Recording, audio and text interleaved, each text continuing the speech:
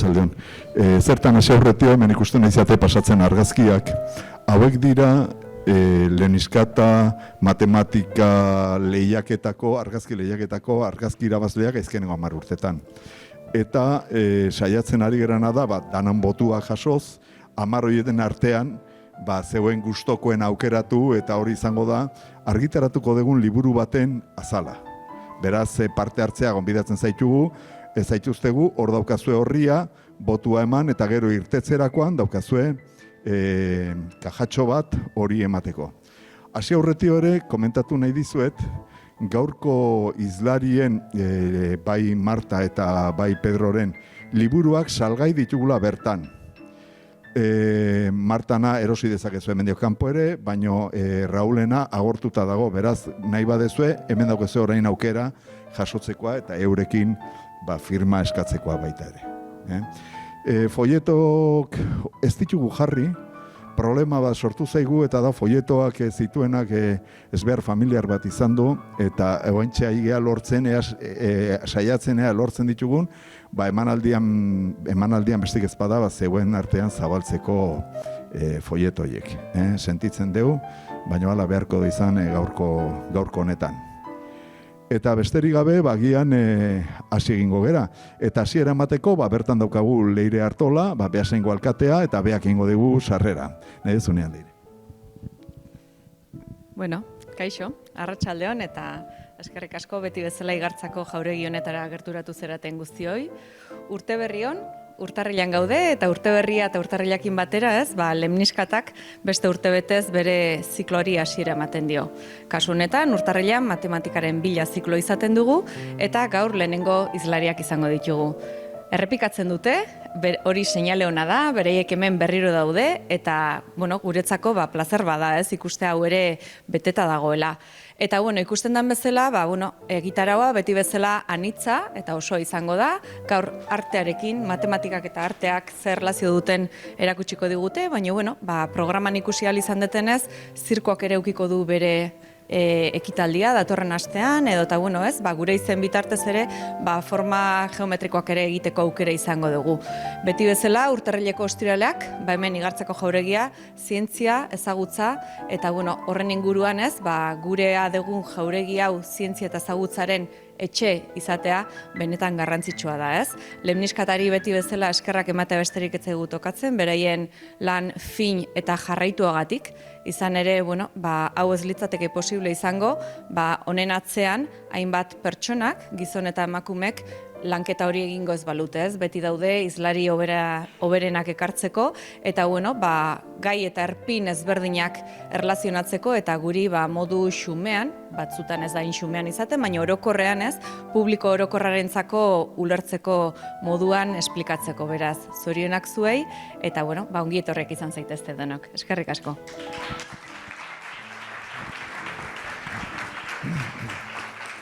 Eskerrik asko zuri Leire eta eskerrik asko Beasaingo udalari ematen digun laguntza guztiagatik. Zeuen gabe ere ezingo genduke guztia antolatu. Zertan izango da, ez daukazu folletoa, beraz esan ingo dizuet. Gaurkoan ditugu bertan Raul Ibáñez, Marta Macho eta Pedro Alegría. Urrengo ostiralean bertan izango dugu Leire Aramburu, eta beak itzengo digu zirkoaren matematikaz.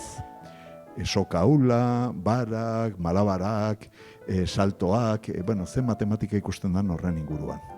24ean 3 gauzatxo izango ditugu, alde batetio sari banaketa, matematikako argazki matematikoen sari banaketa, bestaldetio jarriko dira erakusketan erakusgai argazki aukeratuak, eta baita ere bertan izango dugu Oiana Garaialde eta beak zulo matematikoak eta matematika dituen zuloaz itzengo digu. Eta bukatzeko 31an izango dugu bertan Maria García Monera, hau Valentziako Unibertsitateko irakaslea da, eta lan iten do batipat papera eta goraizakin geometria lantzen du. Lan izugarri politak izaten ditu. Hitzaldia izango da. Eta horrekin lehenengo zikloari bukaera emango diogu. Esan dezu Leire, eta zuzena da, nos comentaba Leire que que traemos la gente, la mejor que podemos, pero como todos, ¿verdad? Pero la realidad es que para poder traer la mejor gente hay que tener contactos y hay que tener gente que te ayude. Y hay que tener gente que además, en la mayoría de los casos, sin decir nada, te echa un cable y funciona discretamente. Y hoy tenemos 3 personas aquí que son de estas. Raúl, Marta y Pedro no solo van a dar hoy una conferencia, sino que son amigos. Y nos ayudan a traer todo tipo de conferencias, a contactar con gente y a darnos ideas. Es una maravilla. Sois gente que si no estuvierais os tendríamos que inventar. ¿De acuerdo? Y es importante también ser agradecidos. Y si somos agradecidos, tenemos que reconocer lo que otros hacen. Porque si no, parece que lo hacemos todos nosotros y nada más lejos de la realidad. Nosotros solos pues valemos poquito, ¿de acuerdo? Entonces, lo que vamos a hacer es una cosa, si os parece bien, y es, os vamos a nombrar a los 3 socios de honor del Lemniscata. ¿De acuerdo?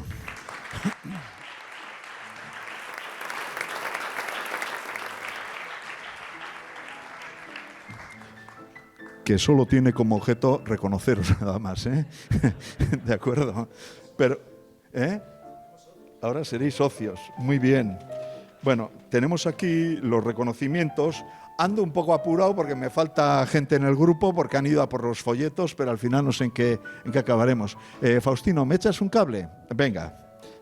Bueno, empezamos por Raúl, que es el más veterano de todos los que aquí tenemos. 5 conferencias con la de hoy ha dado en Lemniscata.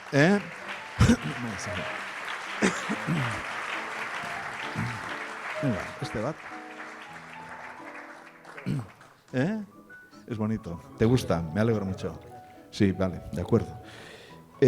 Marta. Sí, espera, el primero. Espera, vamos a ponernos con el primero, así. Venga.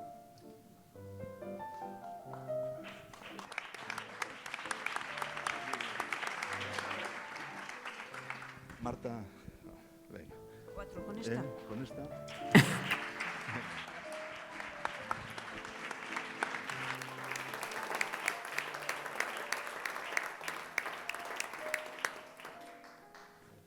Por supuesto. Bueno, Pedro, tu turno.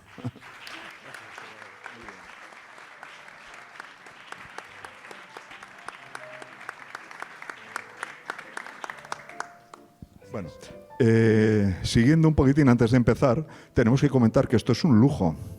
Yo creo que en ningún sitio se han tenido a los 3 a la vez. Entonces siempre suele haber una primera vez, ¿verdad? Y es un lujo para nosotros tener 3 divulgadores de este nivel. 3 divulgadores de este nivel, no solo a nivel de Euskadi, sino a nivel de Estado. Y bueno, no hay más que ver los comentarios que nos han hecho de América Latina, ¿verdad? Enfadados de antemano por si no subíamos el vídeo, ¿no? Pero bueno, es importante que poder contar con vosotros. Y vuestra ayuda, quisiéramos seguir contando con la vuestra durante muchísimo tiempo. Muy bien. Y bueno, sin más, le vamos a dar comienzo al acto y empezamos con Pedro. Perdón, con Raúl, ya se estaba liando, como debe ser.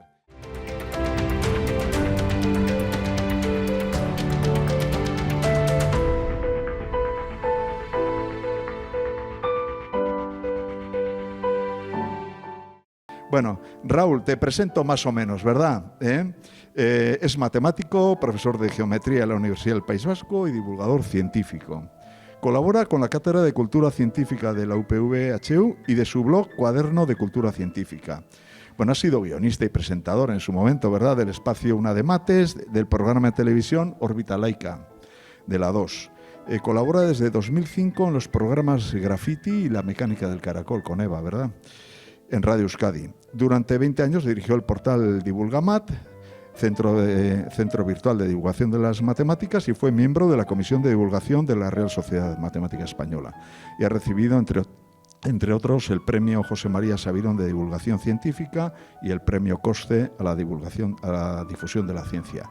Y entre otras, pues 8 libros ya tienes publicados, ya, ¿verdad? Y el 9º me imagino que estará en camino. Pues muchas gracias, Raúl, y cuando quieras, tu turno. Bueno, antes de nada, muchas gracias a Lemniscata, a José Luis y a todas las personas que hacen posible siempre que estemos aquí. Es un auténtico placer, siempre es un placer y hoy más porque es una celebración para nosotros. Y como digo siempre, espero que nos lo pasemos bien. Yo he venido a hablar de matemáticas y arte, en concreto de arte contemporáneo. Primero porque es lo que más me gusta a mí y además porque creo que la relación de las matemáticas con el arte contemporáneo tiene aspectos muy interesantes y diferentes a los anteriores. Por ejemplo, las matemáticas son una fuente de inspiración para el arte contemporáneo y también una herramienta de creación artística, que son dos aspectos que a mí me interesan mucho. De hecho, como fuente de inspiración, un ejemplo muy bonito es el ejemplo de cómo la cuarta dimensión tuvo una influencia muy importante en las vanguardias de principios y mediados del siglo XX. El cubismo, el futurismo, el suprematismo, el surrealismo se vieron un poco influenciados por el concepto de la cuarta dimensión. Aunque hoy no hemos venido a hablar de eso, sino que he venido a hablar de las matemáticas como herramienta de creación artística. De cómo algunos artistas utilizan las matemáticas como un elemento para crear obras de arte. Y podríamos pensar, bueno, ya había aquí el matemático que se inventa con su mirada relaciones que seguramente son inventadas y no tienen nada que ver con la realidad. Sin embargo, podemos irnos atrás en el tiempo, exactamente a principios del siglo XX, Vasily Kandinsky, artista reconocido, crítico de arte, y en su libro sobre lo espiritual en el arte propone que, postula las premisas de un arte en el cual la imaginación del artista sea reemplazada por las matemáticas. Esto es algo muy revolucionario porque lo que propone es crear un arte objetivamente y además la herramienta para crear ese arte objetivo son las matemáticas. Es algo muy revolucionario y a día de hoy sigue siendo muy revolucionario, pero es lo que nos propone. Y esa idea empieza a quedar en el aire. Obviamente él no la lleva a cabo. Él la lanza, la propone, pero no la lleva a cabo. Pero esa idea queda en el aire. Y esa idea poco a poco va calando y algunos artistas, entre ellos Theo van Doesburg y otra gente de alrededor, crea lo que se llama el movimiento del arte concreto.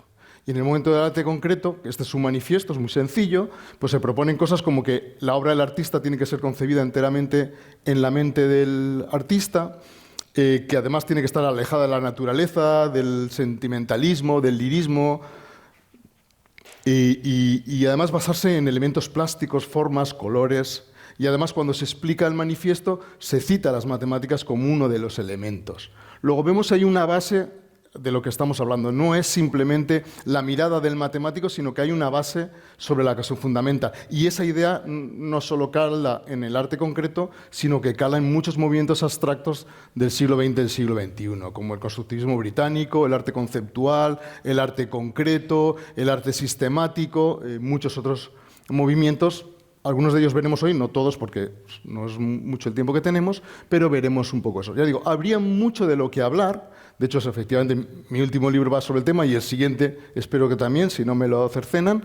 Pero vamos a contestar a la pregunta que daba título a la charla. Es decir, ¿es posible que en esta idea que estoy transmitiendo, es decir, un teorema matemático se utilice para crear una obra de arte? Parece así como algo bastante... Ya nos cuesta asimilar lo del teorema matemático, que se utilice para crear una obra de arte. Vamos a intentar responder un poco a esa cuestión.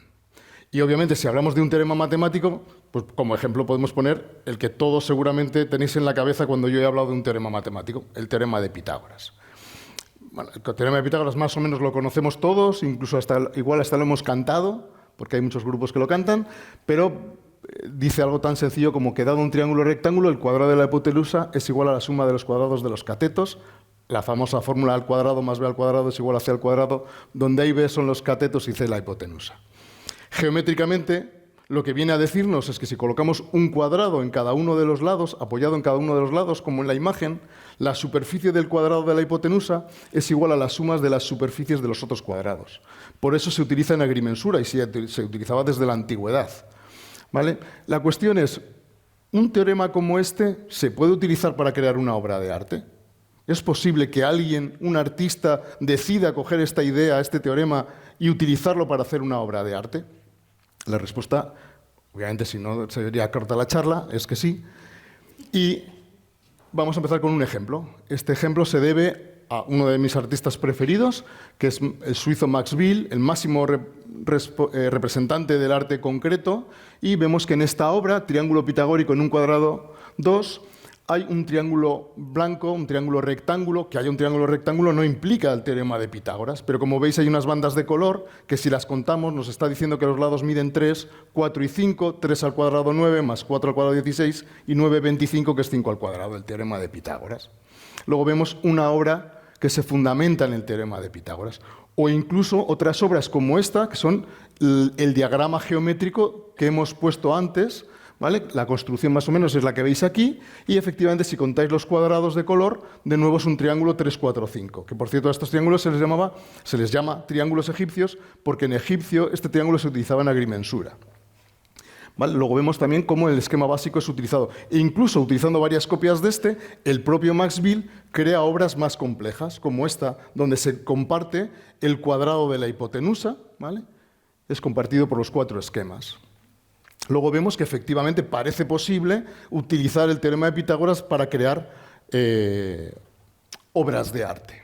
Pero podemos pensar que igual es Max Bill, que es un poco zumbado y le va un poco este rollo. Pues no, hay muchísimos artistas, por citar algunos, otro de mis preferidos, que es el artista conceptual estadounidense Mel Bossner, que tiene una serie de instalaciones, una de ellas es esta, que se titula Meditación sobre el teorema de Pitágoras, es decir, una reflexión sobre el teorema de Pitágoras, donde de hecho, vamos a verlo, mezcla lo geométrico con lo numérico.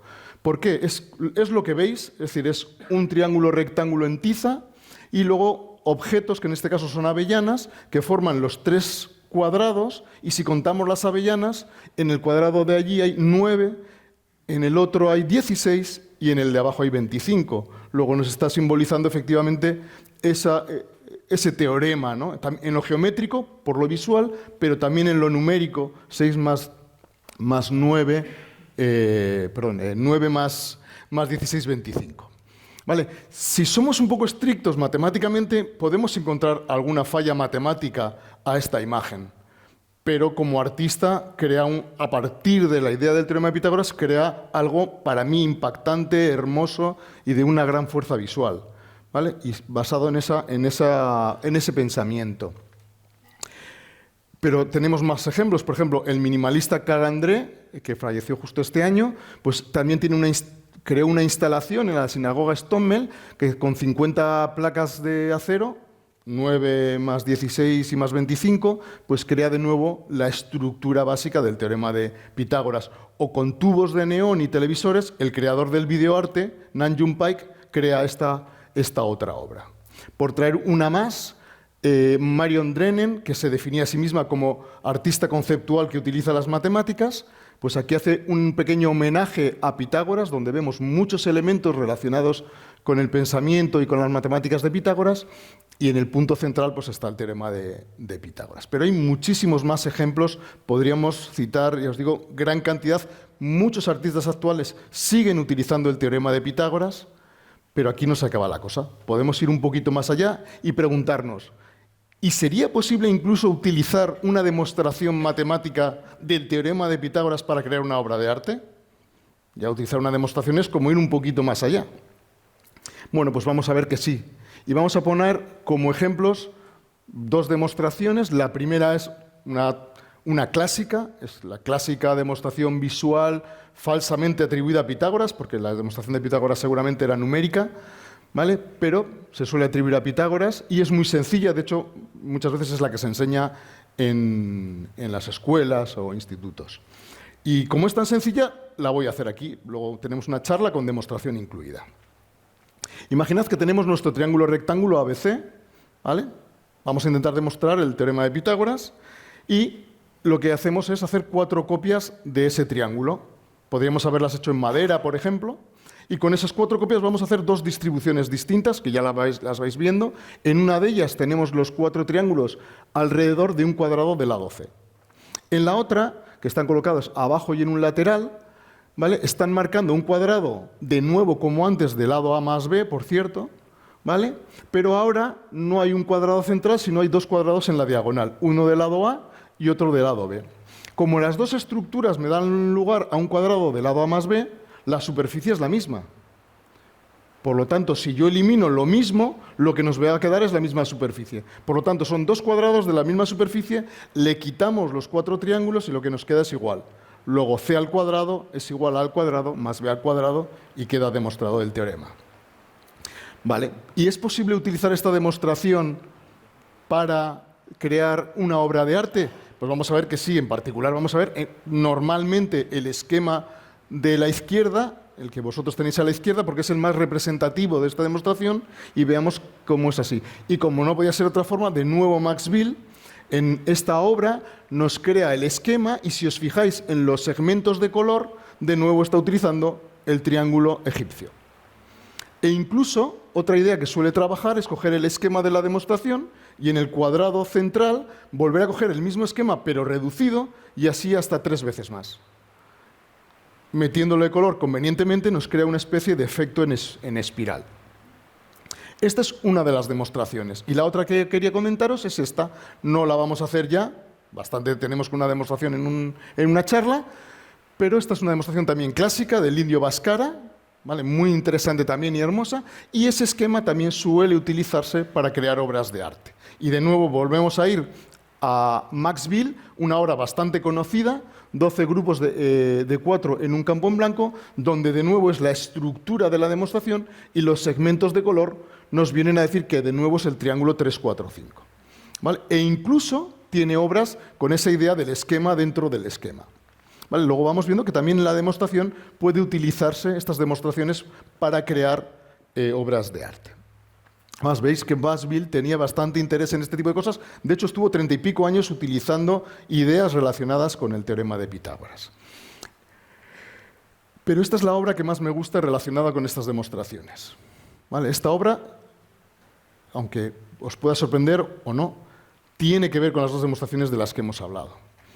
Y vamos a ver fácilmente cómo. Para ello voy a dividir el rombo, bueno, un cuadrado torcido, pero bueno, el rombo en 4 partes y voy a tapar el cuadrado central, ¿vale? Y si hago esto, ¿qué ocurre?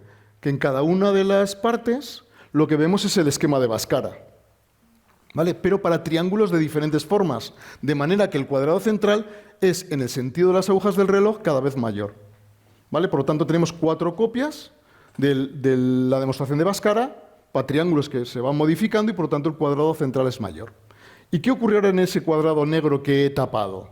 Pues lo que ocurre es que si lo miramos, es el esquema de la demostración atribuida a Pitágoras para triángulos de diferentes formas de nuevo. Y de nuevo con los cuadrados centrales cada vez más grandes en el sentido de las agujas del reloj.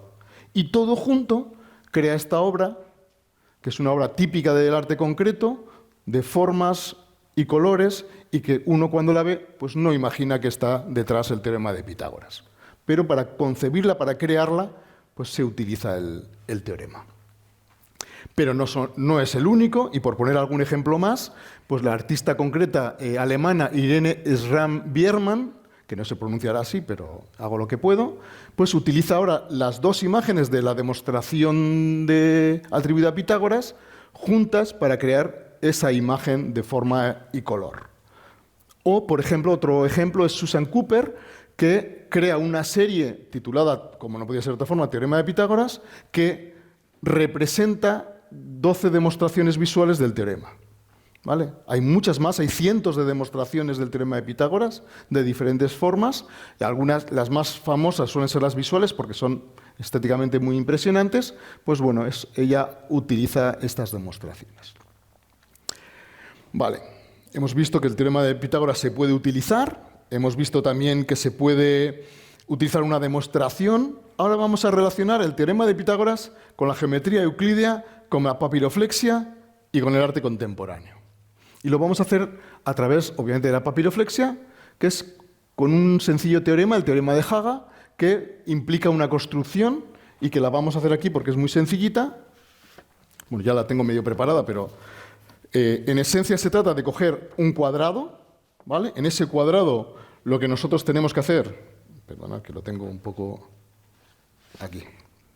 Vale, en ese cuadrado vamos a marcar el punto central de uno de los lados, con lo cual ahí es lo único que hay que hacer, pues doblar un poquito por la mitad y marcar el punto central, ¿vale? Si tenemos cualquier cuadrado, doblamos por la mitad, este tiene demasiados dobleces ya, y marcamos el punto central. Una vez que tenemos marcado el punto central, vamos a ir desde una esquina, que podría ser esta o esta, y vamos a poner la esquina que coincida con el punto central, ¿de acuerdo? Y, digamos, marcamos la doblez, ¿vale? Si hacemos simplemente esto, marcar el punto central, llevar el vértice aquí, ¿vale? Lo que se crean son 3 triángulos rectángulos. Podéis decir, bueno, sí, pero eso casi lo dobles como lo dobles. Pero en este caso, haciendo que coincidan esos 2 puntos, lo que ocurre es que este triángulo rectángulo y este de aquí, que lo he marcado ahí para que lo veamos, es decir, si despliego estos 3, tienen la propiedad de que tienen la misma forma, pero distinto tamaño. Son proporcionales unos a otros y además son proporcionales al triángulo egipcio de nuevo, al 3, 4, 5. De hecho, si cogemos el tamaño de papel de tal forma que el pequeñito fuese el 3, 4, 5, imaginar en centímetros, los grandes serían ese multiplicado por 3, 9, 12 y 15, o multiplicado por 4, 12, 16 y 20. Luego tienen los 3 la misma forma, la forma del triángulo egipcio, ¿vale? Con simplemente esa construcción. Vale, pues esto, que es una idea, bueno, al menos para los que nos gusta la papiroflexia o nos gusta la geometría y en particular la euclidia, pues bueno, tiene su gracia. Pero aquí para nosotros tiene su gracia porque, una vez más, Maxwell utilizó esta estructura para crear toda una serie de obras.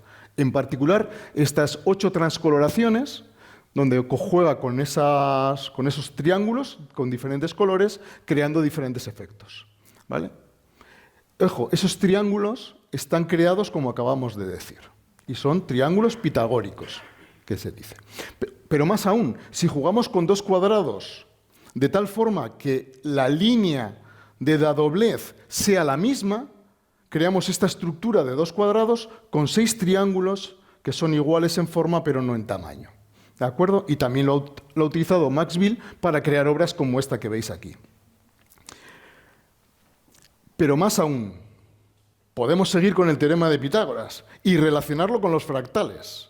¿Cómo lo vamos a relacionar con los fractales? Pues de esta forma. Vamos a coger el esquema básico geométrico. Por ejemplo, este, donde el triángulo rectángulo es isósceles, porque me va a dar más simetría. Y lo que vamos a hacer es, en los 2 cuadrados de los catetos, vamos a poner el mismo esquema, pero reducido en tamaño. De esta forma. ¿Vale? Vamos a apoyarlo y vamos a trasladarlo de una vez reducido. Y ahora tenemos 4 cuadrados en los extremos. Vamos a hacer lo mismo, vamos a reducirlo más aún y lo vamos a trasladar allí. Y nos queda esto. Ahora tenemos 8, lo volvemos a reducir más y lo trasladamos, 16. Y si seguimos así hasta el infinito, nos queda esa imagen que veis ahí arriba, que es el árbol fractal de Pitágoras. ¿De acuerdo? Si cambiamos la forma del triángulo, como en este de abajo, que es el triángulo 30, 60, 90, los ángulos, pues nos queda, por ejemplo, esta otra forma, ¿vale? Y con el árbol como girado hacia un lado. E incluso podríamos jugar más, que hoy no se trata de eso, pero podríamos jugar mucho más y crear muchos árboles fractales diferentes a partir de estas ideas. Pero para que veáis, hemos venido a hablar de arte, también hay artistas que utilizan estas ideas. En particular, 2 ejemplos, aunque hay más, serían de nuevo Mel Bosner, que crea una serie donde son como ramas de este árbol fractal de Pitágoras, y una escultura de un escultor holandés, Anton Baker, que lo que hace es homenajear a un escultor anterior que también utilizaba estas ideas, Cos, y crea este árbol fractal de Pitágoras, pero tridimensional y con torsión, podríamos decir. Luego, veis, no solo se puede utilizar el teorema de Pitágoras para crear obras de arte, sino que la profundidad es inmensa. Y de hecho, yo digo, hay muchísimos más ejemplos que mostrar, pero creo que como ejemplo es suficiente. Nos podríamos plantear que esto es algo excepcional, que no puede ocurrir mucho, pero puesto que estamos en Guipúzcoa, me voy a permitir acabar con un ejemplo más o menos de la casa de un artista de aquí, de Guipúzcoa, que va a utilizar otro teorema distinto para crear obras de arte. Este teorema es el teorema de Napoleón, lo digo brevemente. Si partimos de un triángulo ABC, cualquiera, da igual la forma que tenga ese triángulo, y colocamos ahora no cuadrados, sino triángulos equiláteros en sus lados, ¿veis? En cada uno de los lados. Eso es exteriormente, pero también lo podríamos hacer interiormente, pero bueno, exteriormente. Y tomamos sus centros, que son X y Z. El teorema nos dice que independientemente de la forma de ABC, X y Z siempre es equilátero. Siempre tiene lados con los mismos tamaños. ¿Vale? Ese es el teorema de Napoleón. Y se puede hacer hacia adentro o hacia afuera. Aquí están los dos, el azul es el de fuera y el verde el de dentro. Es decir, cogemos los triángulos apuntando hacia adentro en lugar de hacia afuera. Y se llaman los triángulos externo e interno de Napoleón. Esta es una historia muy bonita que hoy no puedo contaros porque el teorema obviamente no es de Napoleón, aunque lleve su nombre, ¿vale? Pero tiene detrás una historia también bastante peculiar. Pues bueno, la artista Esther Ferrer, artista donostiarra, tiene toda una serie de obras donde utiliza la estructura del teorema de Napoleón, estos triángulos de los que estamos hablando. Por ejemplo, en esta técnica mixta en papel, o en esta instalación también con pintura acrílica, hilos y clavos, o en esta maqueta, por poner algunos ejemplos. Pero la propia Esther también utiliza el número pi, el infinito, los números primos, el azar y muchas ideas más. Estas y muchas más podrían formar parte de esta charla, que están trasladadas al libro, pero creo que como muestra de que con las matemáticas se puede hacer obras de arte es bastante significativo. Simplemente me gustaría acabar, que se me olvidaba ya, con una cita de un gran escritor, Stefan Zweig, El misterio de la creación artística. Reflexionando sobre la creación artística, dice algo que comparto plenamente y que es el origen del libro que he escrito, que dice: estoy convencido de que ningún deleite artístico puede ser perfecto mientras solo sea pasivo. Nunca comprenderemos una obra con solo mirarla. Donde no preguntamos, nada aprendemos. Y donde no buscamos, no encontramos nada. Ninguna obra de arte se manifiesta a primera vista en toda su grandeza y profundidad. No solo quieren ser admiradas, sino también comprendidas. Muchas gracias. Gracias.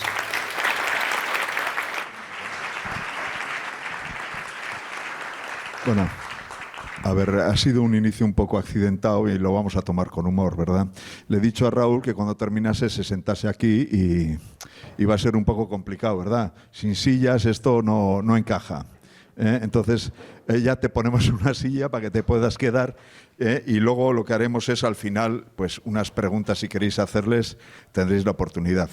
Están repartiendo también los folletos, que ya los hemos conseguido, y bueno, recordaros que el libro que ha comentado Raúl está a la venta, lo podéis conseguir aquí y luego ya os lo firmará él. Y también recordaros que al final, aparte de las preguntas, pues como siempre, para los que sois nuevos, pues solemos poner unas tortillas de patata con un poco de vino para que podamos comentar entre nosotros lo que nos ha parecido todo esto. Y bien, una vez de meteros este rollo, mientras reparten los papelillos, pues bueno, comentaros y le voy a presentar a Marta, ¿de acuerdo?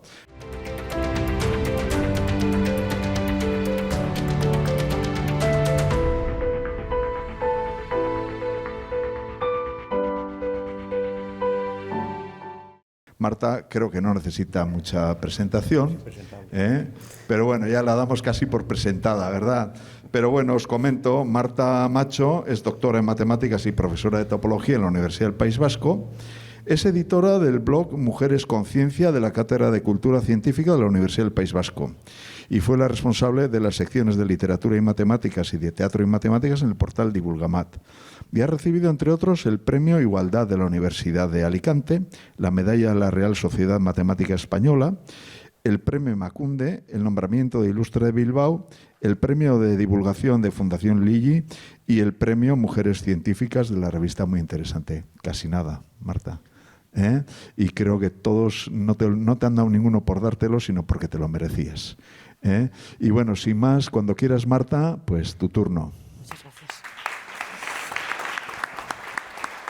Bueno, es que ricasco, lo que sí es un premio es ser lemniscata, así que muchas gracias. Este sí que es un bonito premio. Yo voy a hablar de literatura y de poesía en realidad. Y Me gusta empezar con esta imagen, también muy artística, de Alicia a través del espejo, porque en este título que he puesto de poesía matemática, probablemente para mucha gente las matemáticas y la poesía son las dos cosas más opuestas que existen, ¿no? Mucha gente piensa la poesía como algo que proviene, bueno, de la intuición, de un poeta, una poeta que, bueno, intuye, inventa, yo qué sé, ¿no? Pero que es completamente, bueno, fortuito, digamos, en el sentido de que, bueno, pues le sale, ¿no? Pasea por el campo y tal, ¿no? Para nada estas cosas son así. Y en el caso de las matemáticas también mucha gente percibe que en realidad es pura mecánica, ¿no? Hay números, hay cuentas y, bueno, para mucha gente encima son un auténtico horror, ¿no? Esta cosa que a mucha gente no le gusta son horrorosas. Bueno, las matemáticas también requieren de mucha imaginación y lo que quiero hacer hoy es una especie de mix para que veáis que efectivamente ni lo uno se basa solo en la invención, en esas musas que tienen poetas, los poetas y las poetas, ni las matemáticas son sencillamente pura mecánica, puro algoritmo. Las matemáticas requieren de mucho trabajo, de mucha imaginación. Y quiero empezar para ello con una poeta y palindromista china del siglo IV, que, bueno, es muy conocida por haber creado ese palíndromo que veis allí, ahora lo voy a enseñar con un poquito más de cuidado, que es un palíndromo muy complejo, es una joya de la combinatoria. La combinatoria es una parte de las matemáticas que se llama el Zhuangzi-Tu. Bueno, aquí tenéis otra imagen de él y cuenta la leyenda, bueno, probablemente no sea cierto, pero bueno, que esta mujer, bueno, la casaron, porque no puede ser de otra manera, siendo una niña, ¿no? Con 15 años con Dou Tao. Y bueno, parece que en un momento dado él perdió interés por ella y prefirió a otra de sus concubinas. Y bueno, Sui Hui quiso atraer de nuevo la mirada de su marido a través de este palíndromo, que era un mensaje de amor para que él la volviera a mirar y volviera a preferirle a ella, ¿no? Bueno, en fin, como mensaje me parece horroroso, pero bueno, pues chicos, sí. En fin, pero bueno, esta es la leyenda, ¿no? Y bueno, pues, por cierto, Zhuangzi-Tu en chino significa precisamente esfera armilar. Aquí tenéis una esfera armilar, que son estos instrumentos que se utilizan para calcular movimientos y posiciones de los planetas, y parece que lo llamó de esta manera porque era la manera de que a él, que estaba perdido porque se había olvidado de ella, pues volviera a su sitio y volviera a pensar en ella como su preferida, ¿no? En fin. Bueno, pues esta figura, perdón que me lo he pasado, consta de 841 caracteres chinos, en un tablero de 29 por 29 casillas que se pueden leer en horizontal, en vertical, en diagonal y además en los dos sentidos. Y bueno, en ese mensaje de amor que os acabo de comentar, cada segmento poético tiene 7 caracteres y, como os he dicho, se puede leer en cualquier dirección. Hay un traductor, David Hinton, que ha hecho un estudio profundo sobre este poema que tiene una complejidad tremenda, y dice lo siguiente, le cito a él: al final hay instrucciones de cómo debe leerse, al final de cada segmento aparece un cruce de meridianos y se puede elegir qué dirección tomar. Es posible comenzar en cualquier lugar y un poema termina tras haber elegido 4 líneas poéticas, en cualquier dirección. Es decir, esos 7 caracteres hay que elegirlo 4 veces y allí sale un poema. Y bueno, esto genera, como él dice, 2.848 posibles poemas. En una parte un poco, bueno, también hermosa en mi opinión, ella lo bordó personalmente a mano con hilos de 5 colores distintos, como veis aquí en la imagen, y bueno, en cada cruce de líneas, como os he comentado, en cada región hay una serie de reglas que hay que seguir para poder leer esos 2.848 poemas, y bueno, no sé si consiguió atraerle. Yo creo que igual no valía mucho la pena, pero bueno. Aquí os enseño, esta es la página de David Hinton, y en este esquema que veis, en inglés, lo que ha hecho es intentar resumir eso que está contenido en este hermoso y complejísimo poema de esta poeta china. Y ahora me paso al siglo XII y me voy con un trovador provenzal. Él es Arnaud Daniel, y os voy a hablar de esta obra que veis aquí, que es una sextina, ahora os voy a explicar lo que es, que se titula Lo fern voler, quelcom mintra. Esto es lengua de Oc, no os preocupéis que no os la voy a leer, ¿eh? Y os enseño aquí esta sextina, un poco más fea puesta, pero quiero que os fijéis en lo siguiente. Este poema tiene 6 estrofas de 6 versos cada una de ellas, 6 estrofas de 6 versos cada una de ellas, y lo que he hecho es colorear en un color distinto las únicas 6 palabras que riman. Solo hay 6 palabras que riman: intra, ongla, arma, verja, oncle y cambra. Cuando se pasa de estrofa a estrofa, como veis, las palabras cambian de posición, pero las 6 palabras que riman son esas 6 cambiadas de lugar. No os vais a dar cuenta aquí, pero os lo digo ahora, luego os lo diré de una manera un poco más sencilla. Todas las palabras pasan por todas las posiciones. Voy a elegir una: intra, primer lugar, en la segunda estrofa está en segundo lugar, luego está en el cuarto lugar, luego en el quinto, luego en el tercero y luego en el sexto. Una sextina, además, tiene una contera final de 3 versos, donde normalmente aparecen las 6 palabras que originan la rima. Lo voy a discretizar, digamos, para entender sencillamente, no ver el poema, sino ver la estructura. Si cambio las palabras por números, 1, 2, 3, 4, 5, 6, este poema, pues en la primera rima es 1, 2, 3, 4, 5, 6, y en las siguientes las palabras se colocan de esta manera. Muy bien. Bueno, pues la historia alrededor de este poema es que lo que se hace con estas palabras es permutarlas, cambiarlas de posición. Una permutación es cambiar de lugar cosas, por ejemplo, en este caso, palabras. Aquí tenéis el esquema de cómo se hace esta permutación, y al pasar de una estrofa a otra, no me puedo parar mucho en esto, pero la permutación que se aplica es siempre la misma. Fijaros, por ejemplo, la primera, intra, pasa al segundo lugar. Cuando estoy en la segunda estrofa, cambra, que es la primera, pasa al segundo lugar. En la tercera estrofa, arma, que está la primera, pasa al segundo lugar. Es decir, la permutación, al pasar de estrofa a estrofa, siempre es la misma. ¿De acuerdo? Esto es lo que se llama una permutación de orden 6. ¿Por qué? Porque en esta permutación, como se puede observar, ninguna palabra ocupa nunca el mismo lugar, y todas van pasando por los distintos lugares que tienen esas estrofas. ¿De acuerdo? Bueno, la contera final no significa da lo mismo. Pero además, si hubiera una séptima estrofa y se aplicara la misma permutación, la séptima estrofa sería igual que la primera. ¿De acuerdo? Claro, alguien puede pensar, ¿por qué esta permutación que parece un poco extraña? Porque hay permutaciones de orden 6 que son mucho más sencillas. Lo lógico a lo mejor hubiera sido que la primera pase a la segunda a la tercera a la cuarta. Esa es la permutación más sencilla que hay. Pero es que a Arnaud Daniel esto no le salió de chamba. Es decir, esto lo hizo para que le saliera así. O sea, era un matemático, con la complejidad que tiene este poema, por supuesto. Y lo que hizo fue hacer lo que se llama una permutación en espiral. Y a ver si esto se entiende bien. Esa permutación que aplica de estrofa en estrofa Arnaud Daniel consiste en que si ponemos las palabras, los números 1, 2, 3, 4, 5, 6 en una línea recta, la manera de permutar, es decir, en la siguiente estrofa aparecerían las palabras la que ocupaba el sexto lugar, luego la que ocupaba el primero, la del quinto, la del segundo, la del cuarto y la del tercero. Es decir, intra, ongla, arma, verja, oncle, cambra, y ahora sería cambra, intra, oncle, ongla, verja y arma. Es una permutación en espiral, es decir, es una cosa bastante compleja. Bueno, no solo han hecho sextinas los trovadores provenzales, sino que hay escritores contemporáneos que escriben este tipo de poemas. He querido traer uno de Ana Nuño. Son poemas complejísimos. Hacer un poema con esta restricción tan fuerte de rimar solo con 6 palabras y hacer esta permutación, como dice Arnaud Daniel, es una restricción muy fuerte. Allí entra el oficio de la persona que hace la rima y, por supuesto, tiene que tener un dominio del lenguaje enorme.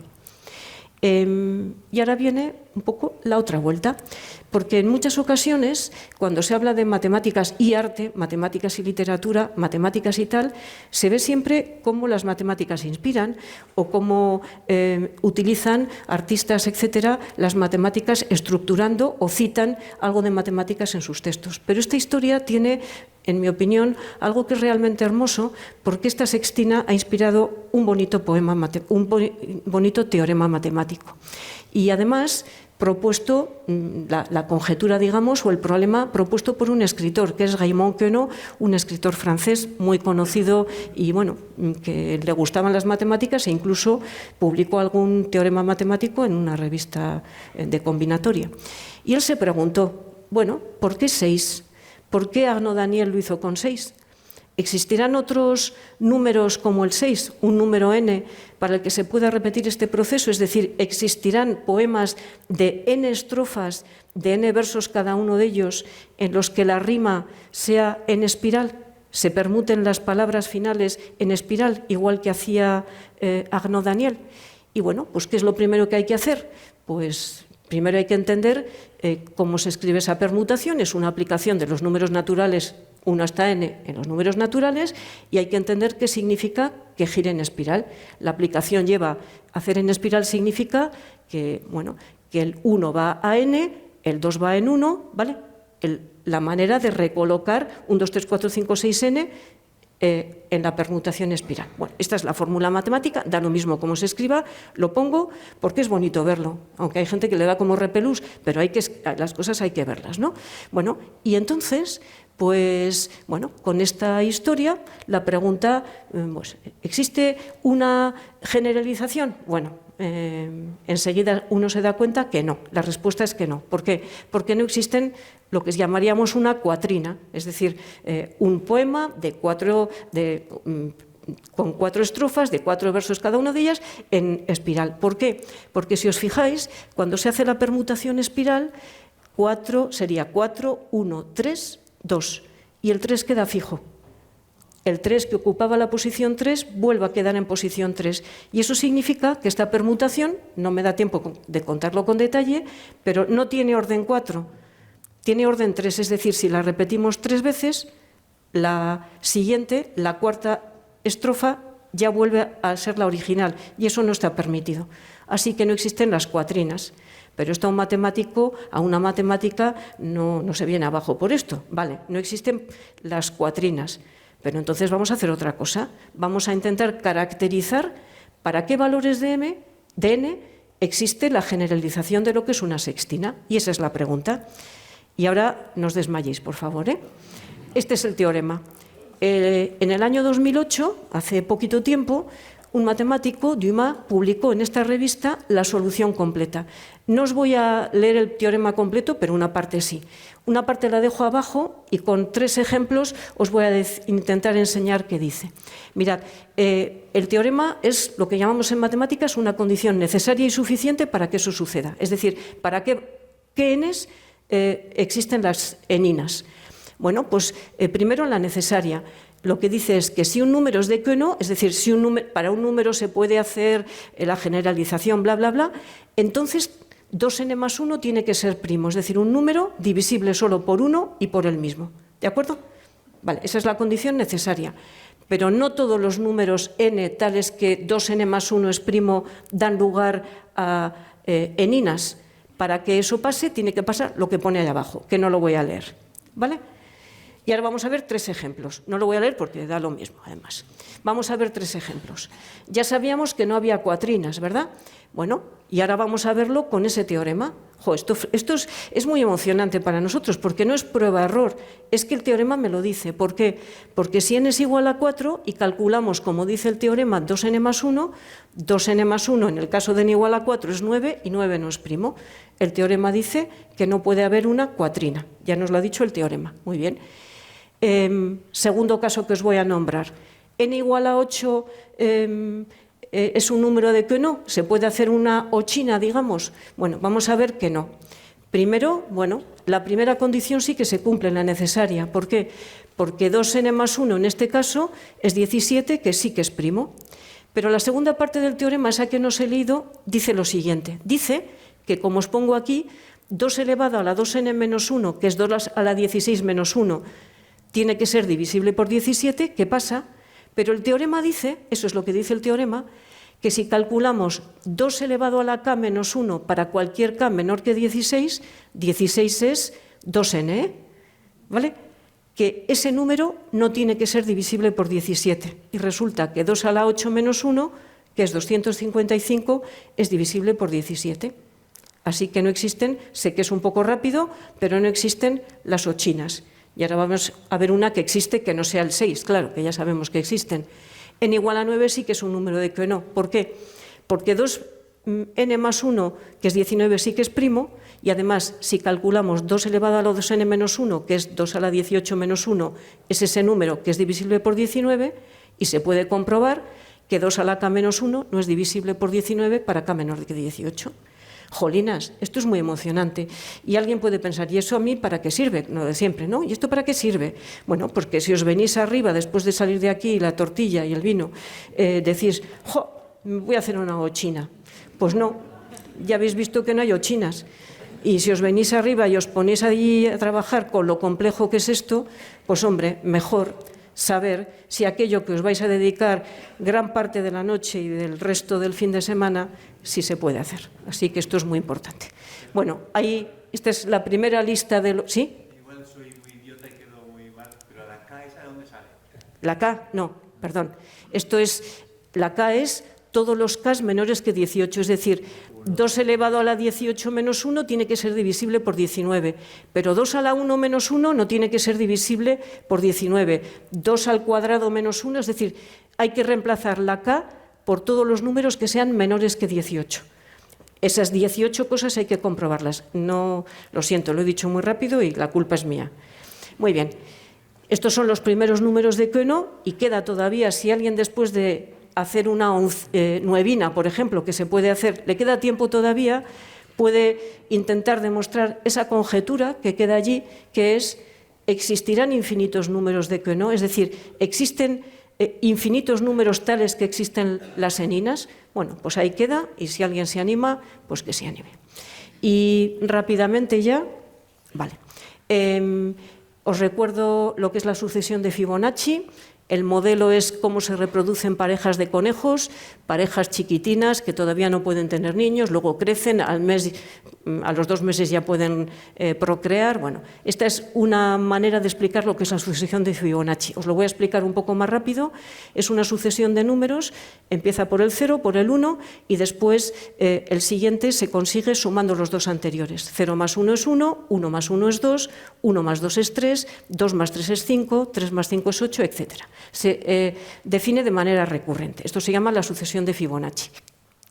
Es una sucesión que aparece mucho en la naturaleza, por ejemplo, en las espirales de este tipo de plantas, en fin, en las espirales de Fibonacci. Y bueno, si se calcula el cociente entre un elemento de la sucesión de Fibonacci y el anterior, eso tiene un límite, para quien sepa lo que es, si no, no pasa nada, se aproxima a un número que es la razón áurea. Esa razón áurea, que bueno, para muchos artistas son las dimensiones perfectas, ¿no? Vale. Pues quiero hablaros de una obra de esta poeta. Esta es una poeta danesa que se llama Inger Christensen, y en este libro, que se titula Alfabeto, esta versión es castellano y danés. Y aunque no sepáis danés, yo no sé, por supuesto, es importante que esté en bilingüe. Luego os explico por qué, rapidísimamente. Bueno, pues Alfabeto lo que hace es utilizar el alfabeto de la A a la N y los números de la sucesión de Fibonacci, quitando los dos primeros, para crear un poema con una rima libre, en donde la primera serie está basada en la letra A, que tiene un verso, letra A, el número 1, el primer elemento de la sucesión de Fibonacci que no he quitado. El siguiente poema basado en la letra B tiene 2 versos, el siguiente, se entiende lo que estoy diciendo, ¿verdad? Etcétera, etcétera. Entonces, así no me paro. Y bueno, os voy a enseñar un poema, uno de estos poemas. Por ejemplo, el primer verso, la primera, que está basado en la letra A, los albaricoqueros existen, los albaricoqueros existen. La letra B, dos versos, los helechos existen, y zarzamoras y bromo existen, y el hidrógeno. Aquí es importante tener la parte en danés. ¿Por qué? Porque en castellano zarzamora empieza por Z, helecho empieza por H, pero en la parte en danés, no voy a leerlo, pero los zarzamoras son los berries, en fin, y el helecho se llama Bregren, esas cosas, y por lo tanto se ve aquí la maestría de esta mujer que utiliza la letra B en todas las palabras que está utilizando. En el caso de la C, las cigarras existen, chicoria, cromo y limoneros existen, las cigarras existen, cigarras, cedros, cipreses, cerebelo. La sucesión de Fibonacci va creciendo muy rápidamente y la poeta lo que hace es, cada vez añade el número de versos basándose en esa letra. Este poemario, aparte de este juego tan hermoso, es una denuncia de la utilización de la bomba atómica y es un canto a la naturaleza. Es un poemario precioso. ¿Y por qué se para en las primeras letras del alfabeto hasta la N? ¿Por qué motivo? Bueno, pues quizás porque N son los números naturales, quizás. Hace una pequeña trampa en el último poema a la que le quita versos, pero bueno, os lo recomiendo muy mucho. Esto es un edificio en Dinamarca que tiene los primeros versos del poema de esta mujer. Y ya termino y quiero haberos convencido de que, en fin, es verdad que la literatura, las matemáticas, la poesía, etcétera, cada una requiere de lo que se supone que no tiene, ¿no? Decía Sofía Kovalevskaya, una conocidísima matemática, que no es posible ser matemático sin llevar un poeta en el alma. Para hacer buenas matemáticas, para inventar, para demostrar, hace falta tener una imaginación enorme y técnica, ¿vale? Pero también Flaubert decía que la poesía es una ciencia exacta como la geometría, porque nadie emprende un libro, un poema, sin haber planificado perfectamente aquello de lo que quiere escribir, o se hacen poemas con restricciones matemáticas terribles. Y ya con esto termino con dos poemas muy bonitos. Fijaros que hay poemarios como este de José Manuel Gallardo, hay millones de ejemplos de verdad, en donde en este poemario que tiene que ver con un teorema matemático, incluso un poema de amor hermosísimo, cita un teorema matemático complejísimo, y os lo voy a leer. El teorema de los infinitos monos de Borel-Cantelli, es el teorema de Borel-Cantelli, el matemático, enuncia esta posibilidad. Si un infinito número de monos mecanografiaran por un intervalo infinito de tiempo, podrían escribir cualquier texto posible. Esto es lo que dice el teorema de Borel-Cantelli. Y termina, ¡buah! Todo lo que incluye este poema, todas las palabras que alguna vez me has dicho. Si esto no es bonito, a pesar de que el teorema de Borel-Cantelli está nombrado, en fin, me parece súper bonito. O este que es un poco más dicharachero, pero también es hermoso. Si alguien te dice que te pensará hasta que pi se quede sin decimales, pi es un número irracional, tiene infinitos decimales, bueno, realmente es que te piensa mucho, ¿no? Yo os pensaré a todos los del grupo Lemniscata hasta que pi se quede sin decimales. Muchas gracias.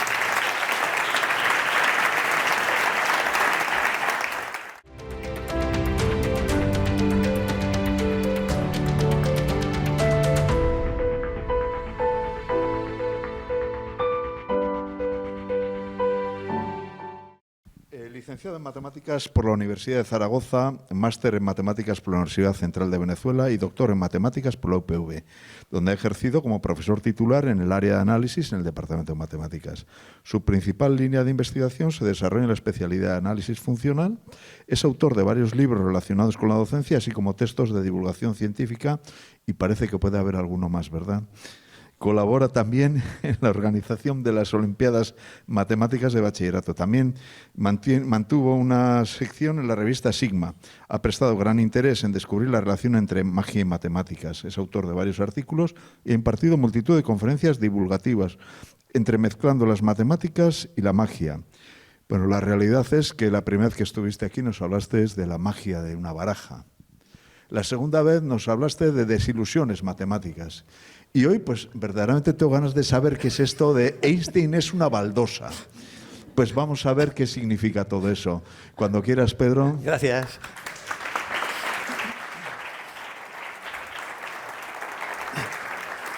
Hola, muy buenas tardes. Sí, me escucháis, ¿no? Sí. Bueno, por supuesto, agradecer a la organización y a todos vosotros por venir aquí. Lleváis 14 años viniendo, está bien, ¿no? O sea, es una buena... La verdad es que el título pretendía ser precisamente eso, ¿no? Pretendía ser una sorpresa, porque a lo mejor me alargo y para que no os vayáis, total, hace mal tiempo, así que tendréis que esperar a llegar a la sorpresa. Alguien que está en esta sala me propuso otro título alternativo que tampoco me he atrevido a poner. En vez de decir que Einstein es una baldosa, me propuso Einstein es un ladrillo. Pero bueno, las dos cosas son ciertas y a lo mejor al final descubrimos qué es lo que pasa. Bueno, yo quería hablar un poco de que el hecho de que llevemos aquí tantos años viniendo y atendiendo a este ciclo puede parecer sorprendente, ¿no? ¿Por qué tanta gente actualmente va a charlas de matemáticas? Eso en mis tiempos no pasaba. De hecho, en mis tiempos ni siquiera las matemáticas salían en los medios de comunicación. Ahora las matemáticas nos las encontramos, incluso los leemos en las noticias y no es como antes, donde eso quedaba oculto, esa gente, esos bichos raros que están por ahí haciendo sus teoremas y vete tú a saber si sirven para algo, estaremos aplicándola. Pues parece ser que eso está cambiando, ¿no? Agradecemos a todos los que participan en esta, por supuesto, a quienes lo organizan también.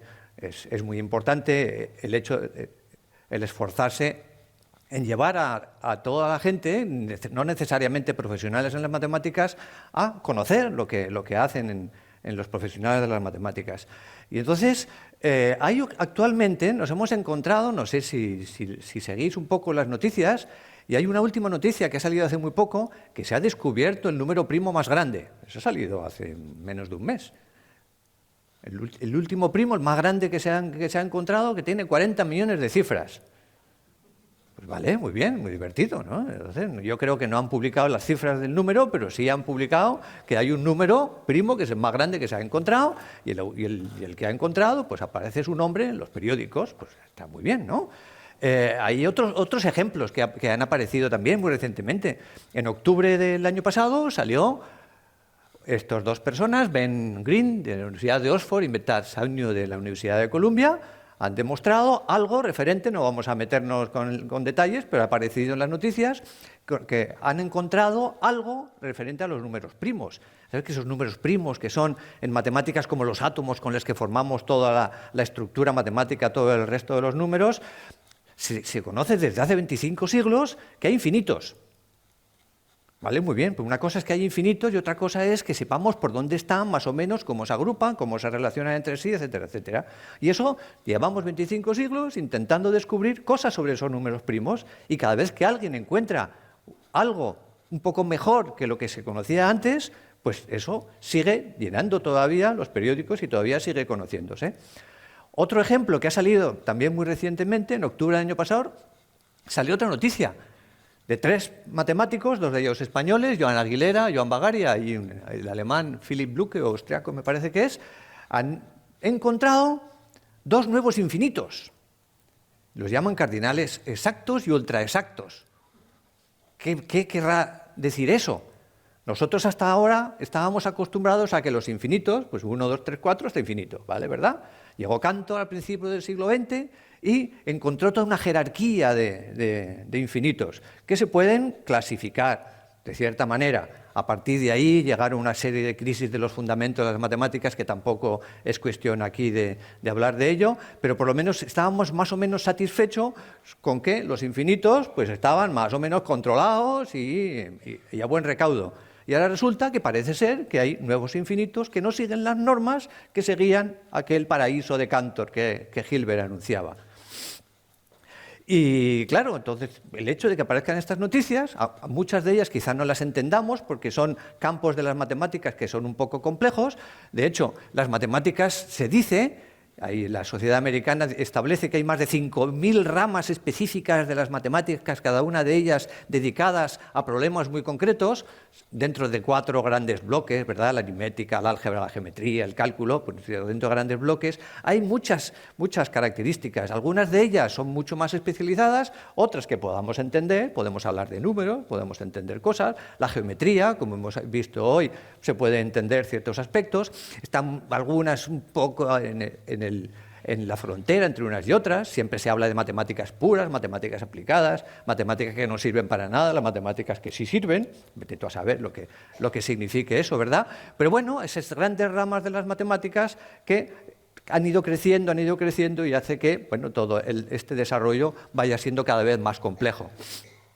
Y por hablar del personaje lo único que voy a hablar del personaje del título de la charla es cuando le preguntaron una vez a Albert Einstein por cómo puede ser que las matemáticas, siendo después de todo un producto del pensamiento humano independiente de la experiencia, ¿por qué están tan admirablemente adaptadas a los objetos de la realidad?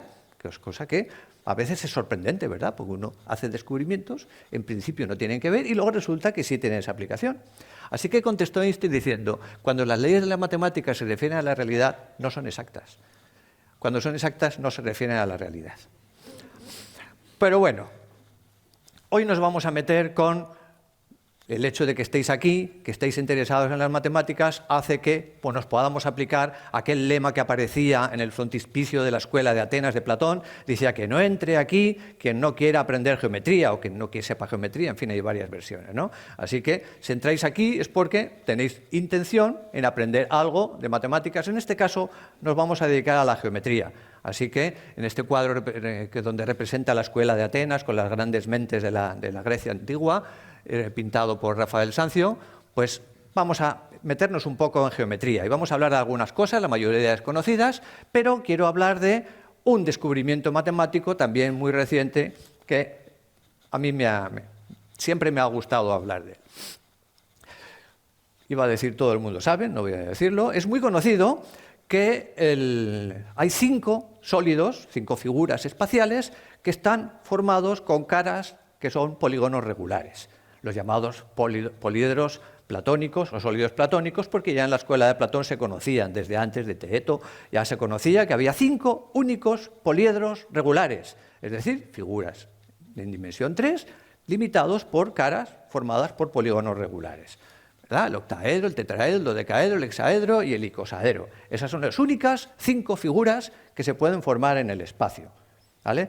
Y se llaman sólidos platónicos porque antiguamente en las sociedades griegas antiguas pues se asociaban estos sólidos, la perfección, con los distintos elementos de la naturaleza, ¿verdad? Al octaedro se le representaba al aire, al hexaedro a la tierra, etcétera, etcétera. Cada uno de ellos estaba representado por uno de los elementos, ¿vale? Y de ahí que se conocieran con el nombre de sólidos platónicos. Quizás no es tan conocido y en la escuela no nos contaron que no es del todo cierto que haya exactamente 5 sólidos platónicos. Resulta que hay más, porque nos hemos limitado a hablar de aquellos cuyas caras no tienen picos, ¿verdad? Sino que son convexos. Hay otros sólidos que también son regulares, que no son convexos, que tienen picos. Son los llamados sólidos de Kepler-Poisson. De Poinsot. Hay otros 4 de ellos, que no vamos a hablar de ellos tampoco, pero son también políedros regulares porque también están limitados por caras que son polígonos regulares. Estos también han servido como herramienta de creación artística, publicidad gratis, porque, por ejemplo, en San Marcos de Venecia aparece uno de ellos. También, no he encontrado el dibujo, pero en el grande dodecaedro estrellado también aparece, dicen que la sacristía de la Basílica de Roma, del Vaticano, etcétera, etcétera, pues han sido representados por los artistas. Leonardo da Vinci fue uno de los que los utilizó más en sus obras. Me sorprende un poco cuando uno dice que solo hay 5 poliedros regulares, cuando vamos al plano, resulta que hay infinitos. Hay figuras regulares de 3 lados, de 4, de 5, de 6 y del número de lados que queramos, ¿verdad? Siempre podemos construir un polígono cuyos lados sean todos iguales. Vaya, o sea que hay una diferencia entre dimensión 2 y dimensión 3. ¿Cuál es la rara? ¿La del 2 o la del 3? Para saber cuál de las dos es la rara, ¿qué hacemos? Vamos a dimensión 4. Si hay infinitas en 4, pues la rara es la del 3, ¿verdad? Si no hay infinitas en 4, la rara es la de 2. ¿Vale? Pues sí, resulta que cuando vamos a dimensión 4, hay 1, 2, 3, 4, 5, 6. Hay 6 figuras que están limitadas, en este caso, como son de dimensión 4, lo que lo limitan son poliedros regulares. Hay uno muy famoso, que es lo que se llamaba el hipercubo o el tesseracto, porque ya lo utilizó, de hecho ha salido una figura, ¿verdad? Ha salido Dalí, en una crucifixión donde está crucificado en un tesseracto, que es el octágono, que está limitado por 8 cubos. Esa figura está limitada. A partir de dimensión 4, dimensión 5, etcétera, solo hay 4 figuras regulares. Es decir, que el raro es el plano. Que haya infinitos polígonos regulares es lo raro, porque a medida que vamos aumentando la dimensión es muy limitado esa característica. Así que nos vamos a mirar el plano y vamos a estudiar otro problema. Y además ahora creo que es muy reciente, con esa cantidad de personajes que nos estamos encontrando en el mundo. Seguro que hay algunos con esos aires de grandeza que se han planteado en un momento determinado embaldosar un terreno infinito. Vamos a plantearnos esa hipótesis. Queremos poner baldosas a un terreno infinito. Hemos heredado un terreno grandísimo, grandísimo, pero lógicamente lo que no queremos es que las baldosas sean distintas, queremos todas del mismo tamaño, las mismas características. Entonces lo primero que pensamos es, bueno, ¿qué polígonos regulares podemos utilizar como baldosas para embaldosar todo el terreno infinito sin que no me sobren huecos, ¿verdad? Por supuesto. Y entonces, nada, que pensemos un poco, evidentemente aquí no nos va a dar tiempo porque estamos un poco con prisas, pero queremos un poco despertar la curiosidad, si es posible. Solo se puede hacer de tres maneras. Como necesito que en un mismo vértice entren varios polígonos, necesito que la suma de los ángulos de esos polígonos sea 360 para dar toda la vuelta, ¿verdad? Por lo tanto, solo podré poner polígonos cuyos ángulos entre los vértices, entre los lados, sea divisible por 360. Y de eso solo hay tres, que son el triángulo, porque el ángulo es de 60 grados, el cuadrado porque es 90, y el hexágono porque es 120, ¿verdad? Por lo tanto, solo podemos encontrarlos en terrenos grandes, embaldosados, donde las baldosas pueden ser solo triángulos equiláteros, cuadrados o hexágonos regulares. No hay más, ¿verdad? Si uno quiere todavía ver por qué eso no pasa, si busca polígonos, como el ángulo es 180, perdón, he dicho pentágonos, si pone 3 pentágonos, me queda un huequito donde no cabe el cuarto. Si vamos a 7 lados, el heptágono, pongo 2 heptágonos y cuando yo pongo el tercero ya no entra, ya queda un hueco, tendría que romper, por lo tanto no vale. Bien, eso es un problema bastante sencillo de entender. Así que ya sabéis que en matemáticas, cuando hay un problema resuelto, no se pone a descansar, sino que busca el problema más complejo. Así que una vez que el problema está resuelto, las matemáticas lo que quieren es avanzar. Así que si con polígonos regulares solo tengo 3 situaciones, vamos a ver qué polígonos irregulares puedo utilizar. Pues nada, vamos otra vez, recorremos nuestra lista de polígonos que es infinita, pero bueno, a ver si hay suerte y terminamos pronto. Bueno, pues resulta que se pueden todos los triángulos, todo tipo de triángulos de cualquier dimensión, no solo los equiláteros, permiten embaldosar un terreno infinito. Siempre puedo utilizar copias exactas iguales de triángulos y colocarlas de esa manera. Como 2 de ellos forman un paralelogramo, pues es como si fueran baldosas rectangulares que las puedo prolongar indefinidamente. De hecho, se pueden utilizar triángulos que no tengan esas formas tan precisas como eso, porque, como ya os decía antes, las matemáticas se han utilizado como herramientas de acción artística. Y hay ciertas figuras, no sé si alguno conoce al artista Cornelius Escher. Escher utilizaba mucho este tipo de composiciones, donde prolongaba en el plano figuras, en este caso son deformaciones de triángulos, ¿vale? Y pueden utilizarse en otro tipo de representaciones artísticas y nos encontramos con modelos donde eso se extiende en 2 dimensiones. 4 lados. También todos los cuadriláteros, mientras sean todos iguales, puedo embaldosar un terreno.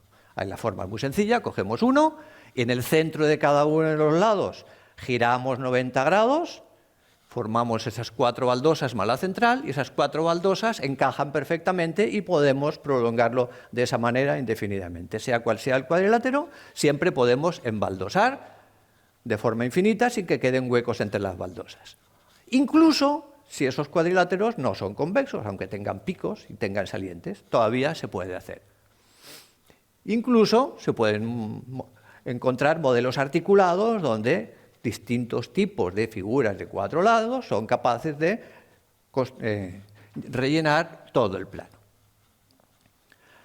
Bueno, pasamos a 5. Bueno, el 5 era un poco más complejo, ¿verdad? No había con pentágonos regulares no se podía, vamos con los hexágonos. ¿Qué pasa si coloco hexágonos regulares? Pues con hexágonos regulares, una tesis de hace bastante tiempo, ¿verdad? En 1918, en su tesis doctoral, Karl Reinhardt encontró que había solo 3 tipos de hexágonos no regulares, pero todos iguales, con los cuales podía rellenar el plano sin dejar huecos. Ahí tenéis un poco los modelos. Esos también se han utilizado por los artistas en sus composiciones. Por ejemplo, Escher utilizaba este tipo de embaldosados hexagonales, incluso no tenían por qué ser tampoco convexos, había otras figuras que se deformaban a partir de los hexágonos originales que permitían hacer esas composiciones más complejas. Resulta que los pentágonos, como no se podía cuando eran regulares, ahora ya sí se puede cuando son irregulares. Es una historia preciosa, que si venís mañana os la cuento, pero voy a dar un repaso muy rápido. En la misma tesis doctoral de Karl Reinhardt, en 1918, él ya había encontrado 5 familias de pentágonos con los cuales se podía hacer ese embaldosado. Claro, al no ser regulares, puedo ajustar los tamaños para que no queden huecos entre ellas, ¿vale? Pero encontró 5. Se sabía que los hexágonos eran todos. No se sabe si los pentágonos eran todos los posibles. Pero un poco más adelante, Richard Kerner, fijaros el tiempo que pasó, desde el 18, volvió a tomar cartas en el asunto y encontró 3 nuevas familias de pentágonos con las cuales resolver el mismo problema. Llegó un momento clave en el asunto, porque ese nuevo descubrimiento de Richard Kerner hizo que el gran divulgador de las matemáticas del siglo XX, Martin Gardner, lo escribiera en una de sus columnas famosas de la Scientific American, de recreaciones matemáticas, y dijo que se habían encontrado 8 familias de pentágonos, hizo una especie de balance de los resultados y planteó la pregunta de ¿estarán todas las familias? ¿Faltará alguna o lo tendremos todos? ¿Vale? Pues eso hizo que sus lectores de todo tipo, gente aficionada, gente profesional, gente aficionada simplemente que tenía, bueno, pues ganas de trabajar en un tema aparentemente sin complicaciones técnicas, porque no hace falta saber nada para tratar de buscar qué tipos de pentágonos puedo yo utilizar para embaldosar un plano, pues se encontró con una sorpresa. Se encontró que un informático, Richard James III, encontró una nueva familia que no estaba descubierta por los matemáticos, que una ama de casa, Marjorie Rice, encontró 4 nuevas familias de pentágonos. Esa es otra historia que os contaré pasado mañana si venís. Y Rolf Stein, en el 85, encontró una nueva familia y parecía que se había terminado todo.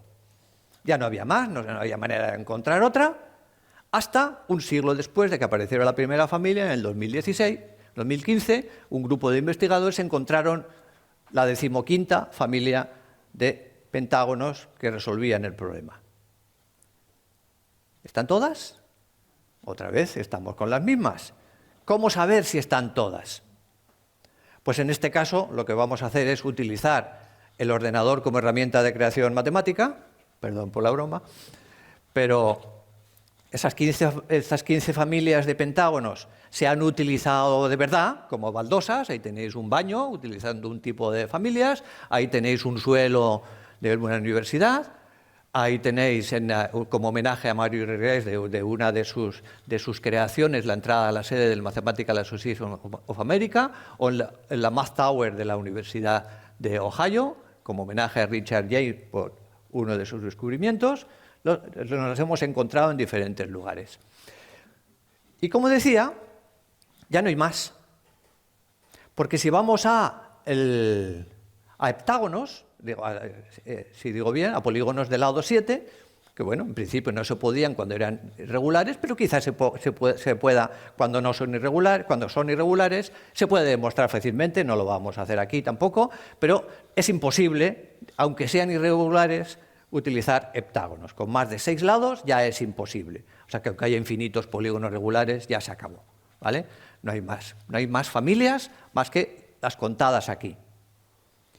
Seguimos resolviendo el problema. Como decía antes, llegó un momento en que el problema se resolvió definitivamente. Este investigador de la Universidad de Lyon, Michael Rao, encontró, con ayuda del ordenador, que esas 15 familias eran todas y no había más.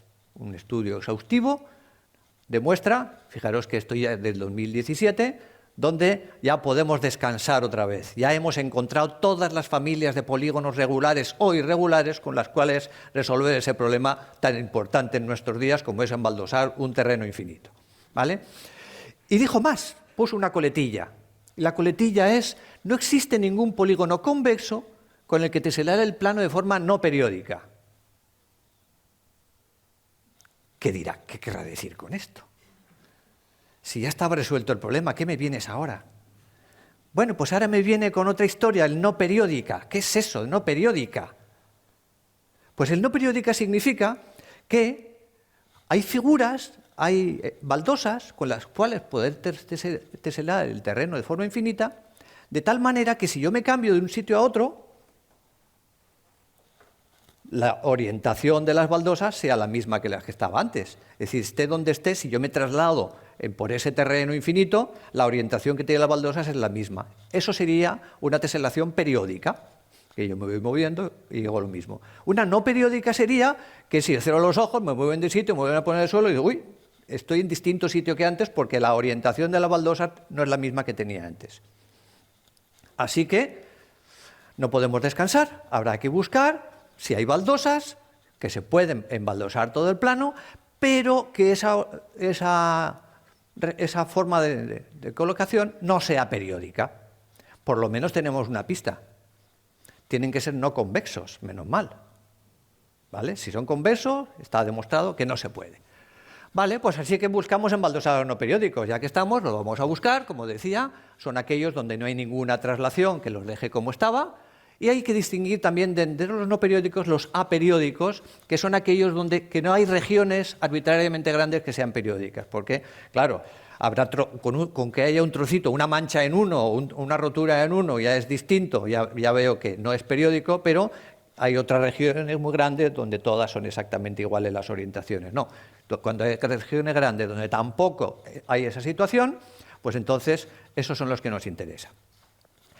Bueno, pues esa también es otra historia, que la voy a resumir, como estamos haciendo hoy, únicamente contaros algunos avances, pero muy rápidamente, sin detenernos. Resulta que esa baldosa que estamos buscando es nuestro Einstein. Porque Einstein, en alemán, Einstein es una piedra, una baldosa. En realidad lo que estamos buscando es una baldosa. Quiero encontrar una baldosa no convexa, con las cuales puedo teselar el plano. No queríamos hablar de nuestro científico de cabecera. ¿Vale?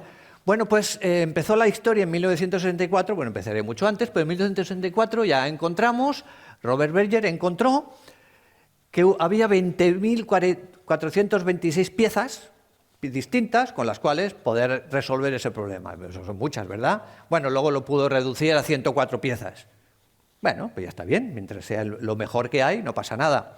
Eso, en el 71, avanzó muy rápido porque hay muchos otros resultados intermedios, lo redujo a esas 6 piezas. 6 piezas distintas que las podemos colocar de forma que no haya ninguna distribución periódica en el plano.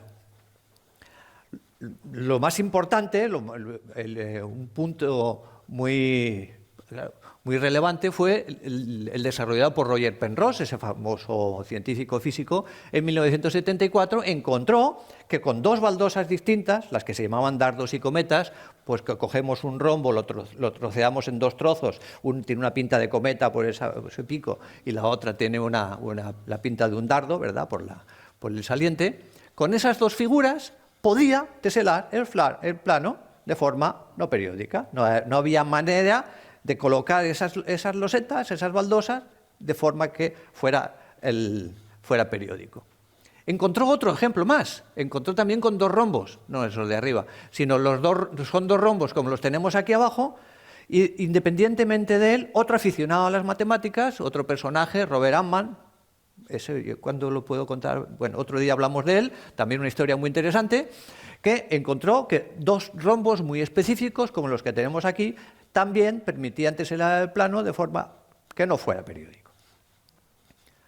Pero aquí, y además vemos también que eso se ha construido de verdad. Ahí tenemos esas losetas construyendo un suelo. Aquí tenemos a Roger Penrose en el suelo de la Universidad de Texas, donde aparecen los 2 tipos de rombos que él utilizaba. Curiosamente, en Mahón también hay una iglesia, la iglesia de Santa María, donde el suelo también está embaldosado con ese tipo de losetas, de los dos rombos que veis aquí, y bueno, hay distintas manifestaciones donde se ven ese tipo de representaciones. Pero sigue faltando el Einstein. Yo quiero una sola baldosa, no me valen dos. ¿Será posible encontrar una sola baldosa con la cual resolver el problema? Bueno, pues hay una aproximación al problema, si al que se conforme pues le puede valer, pero sí hay una loseta, que es la del modelo de Sokolov Taylor. En 2010 encontraron esa baldosa que tenéis ahí a la izquierda, el azul, con la cual se puede resolver el problema. Pero los más puristas dirían que esa no me gusta, porque esa está formada por trozos, y le das a un albañil esa loseta y dice que tiene trocitos por fuera, ¿no? Eso no se puede transportar muy bien, ¿vale? Así que quizás no se puede llamar baldosa a una cosa que está formada por trozos. Pues a lo mejor no existe. Nadie dice que esa cosa exista. Nos hemos planteado su existencia, pero quizá no exista, ¿no? Pero sí. Hace un par de años, en 2023, apareció. Noticia en las portadas de los periódicos, ha aparecido Einstein. La loseta que estamos buscando apareció. Y es la figura que tenéis allí, que es un polígono de 13 lados, que los americanos le llaman the hat. Tiene algo parecido a un sombrero. En España lo llamamos la camiseta, porque parece una forma de camiseta. Gracias a los esfuerzos de estos 4 personajes, David Smith, que ni siquiera es matemático, y otros 3 personajes, encontraron que sí había existía el famoso Einstein. Esta es la loseta con las cuales aquí está el artículo que publicaron, una monotile, una única loseta aperiódica, con la cual embaldosar un terreno infinito de forma que no fuera periódica. Enviado en el 23 y aceptado en diciembre del 23. Ese es uno de los, para mi gusto, como siempre las cosas dependen de los gustos, uno de los grandes resultados después del tiempo que se ha estado buscando. Aquí tenéis un embaldosado con esa loseta. No nos vamos a detener aquí porque no es periódica, pero se puede observar que no hay forma de repetir el mismo patrón en todas las direcciones.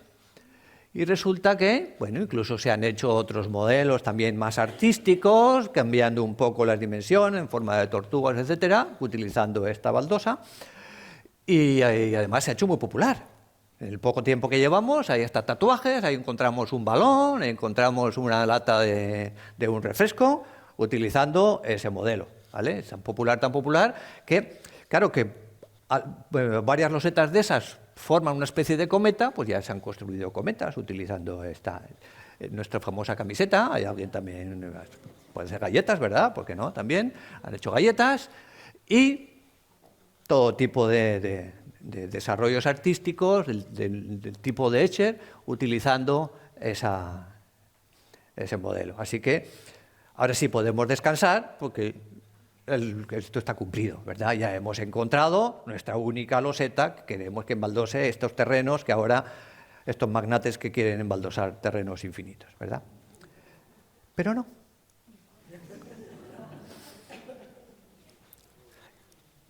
Siempre nos preguntamos cosas.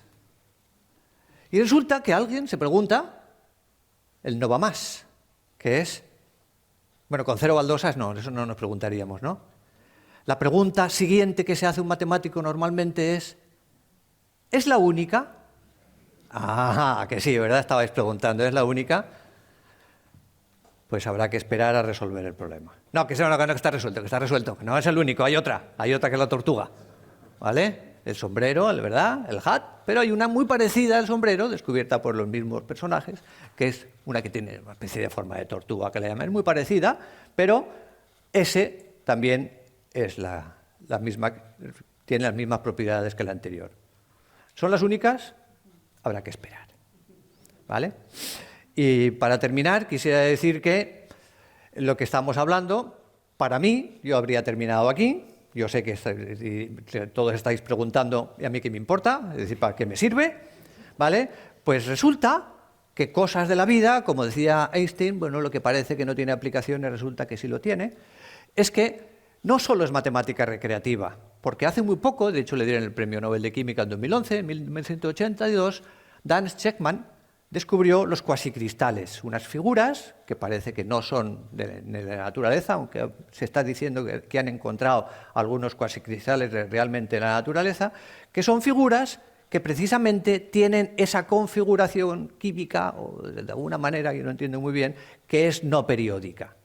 Y esa configuración no periódica resulta que tiene la similitud con nuestras baldosas con las que embaldosar el plano de forma no periódica.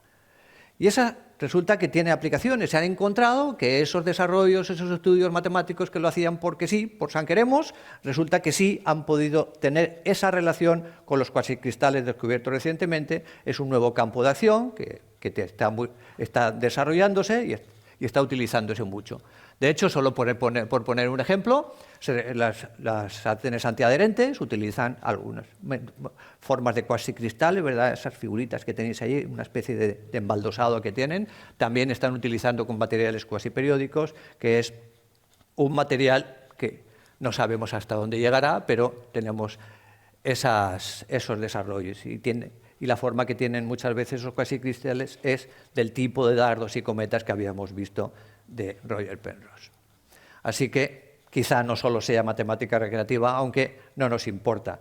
Y quiero terminar entonces con algo que de verdad tampoco nos importa, porque a nosotros lo que nos sirve es esa frase de Jacobi, de Carl Gustav Jacob Jacobi, que es: las matemáticas existen por el honor del espíritu humano.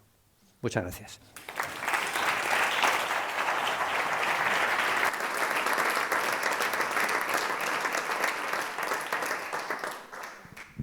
Bueno, si queréis hacerles, vamos a poner 3 preguntas para que no se alargue mucho, una a cada uno. ¿Queréis hacerle a alguien alguna pregunta a alguno de ellos?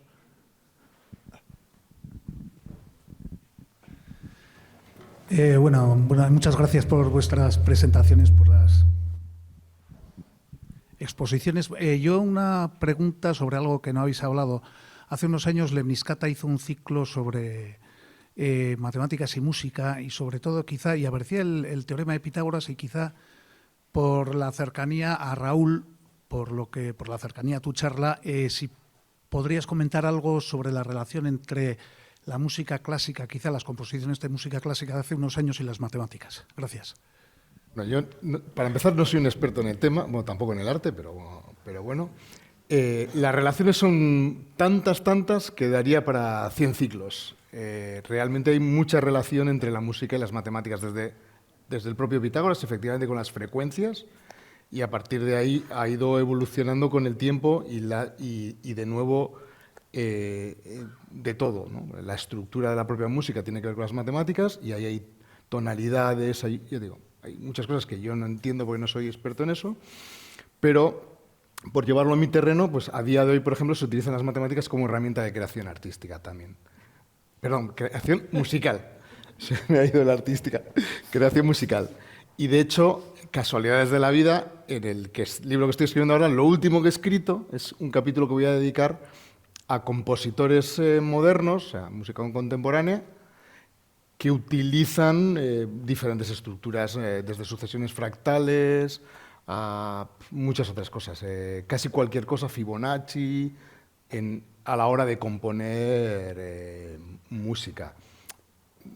Hay todo un abanico. A mí me interesa mucho este último que te digo, que es muy al estilo de lo que he contado yo del arte, pero ocurre también con la música. Ya te digo, justo acabo de escribir ahora de sucesiones fractales, pero por ejemplo, hace 2 años montamos en la biblioteca de David de Barrieta una charla sobre un compositor, Tom Johnson. Ya digo que tiene toda una gama de matemáticas de todo tipo, geométricas, numéricas, de todo. Y además, bueno, me gustaría hacerle un pequeño recuerdo porque han fallecido recientemente. Y para mí es uno de los grandes compositores, ¿no? Pero ya te digo, eso es solo un aspecto, hay muchísimos más. Galderarik. Cuando hablamos de esas composiciones no periódicas, ¿con esas baldosas se puede hacer una composición periódica?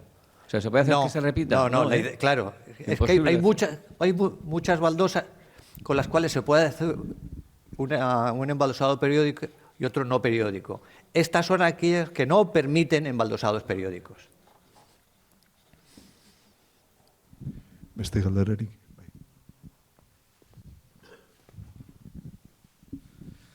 Bueno, para cualquiera de los tres, aunque tal vez Pedro sea por el tema, vaya más dirigida a él. Mi pregunta es, ¿la inteligencia artificial podría resolver en pocos momentos todos estos retos que han tardado años, siglos en solucionarse? ¿Se le podría preguntar a la inteligencia artificial? Te voy a dar una respuesta corta, seguro que es mentira, pero la inteligencia artificial está creada por la inteligencia natural. Es decir, no puede hacer cosas que no le hayamos enseñado. En matemáticas. Esa es la corta. Pero se sabe que aprende, ¿no? Se sabe que... Sí. Ya veremos. Se le podría plantear un nuevo reto. ¿Hay cuántos hay? ¿Hay más? ¿No hay más? Ya veremos. Hombre, de hecho, cosas, digamos, tan concretas y tan estructuradas como un teorema matemático, quizás sí, lo hace un ordenador. Porque si de lo que se trata es de velocidad de cálculo, si lo que se trata es de utilizar las reglas establecidas de forma más rápida y mucho más eficaz que una mente humana, pues sí. Ahora, si se trata de idear, de crear, entonces quizá no, porque no sabemos hasta qué punto una inteligencia artificial puede plantearse problemas. La inteligencia artificial la tenemos para responder cuestiones, pero para plantearse cuestiones, las matemáticas no consisten en resolver problemas, en plantearse nuevos retos. Entonces, ¿en qué dirección tiene que ir? Pues a lo mejor sí, a lo mejor podemos enseñarle, pero claro, hará lo que le enseñemos. Ahora, ¿hasta dónde llegará? No lo sabemos.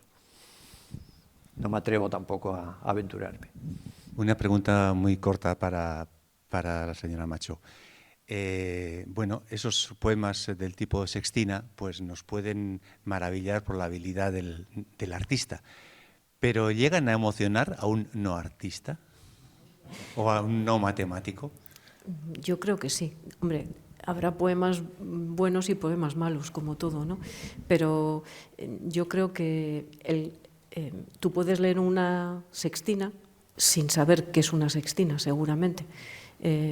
Pero si te cuentan el añadido de la restricción que ha tenido que superar el artista para poder hacerlo, entiendo que se aprecia más. Pero es que cuando yo he dicho que si os venís arriba no hagáis una ochina, que igual podéis probar con una nuevina, hombre, no solo quiero hacer y me sale, sino que hay, en fin, oficio, ¿no? Entiendo que, bueno, habrá poemas que lleguen, que emocionen y otros que no, pero como en cualquier poema. A mí hay poemas que los leo clásicos y me dejan completamente indiferente, ¿no? Supongo que depende del poema y del oficio, la creatividad, la intuición y, en fin, del momento en el que tú estás, la emoción es muy personal. Pero yo creo que sí, porque no es lineal. Ahí entra el oficio con todo el cariño del mundo. No digo que es pura técnica, sino que en fin, allí o sea, hay que tener un dominio del lenguaje enorme y yo creo que son poemas complejos, las sextinas en particular, pero yo creo que he leído bastantes y algunas son realmente hermosas, otras son muy complicadas de leer. Bueno, nosotros sí que nos hemos venido arriba porque ha sido una maravilla de conferencia. Quizás ha llegado ya el momento de encontrar la geometría de la tortilla de patatas y la poesía del vino. Recordaros a todos que tenéis a la venta estos dos libros, el de Marta y el de Raúl, que luego os los firmarán. Recordaros también que nos gustaría mucho que nos dejarais vuestro voto eligiendo la mejor fotografía y ahora podréis hablar con ellos también pues tomando un vinito y un pedacito de tortilla de patatas. Gracias a todos por venir y solicitaros también que el viernes que viene vengáis a conocer qué matemáticas hay en el circo con Leire Aramburu. Y muchísimas gracias, yo creo que se merecen un enorme aplauso.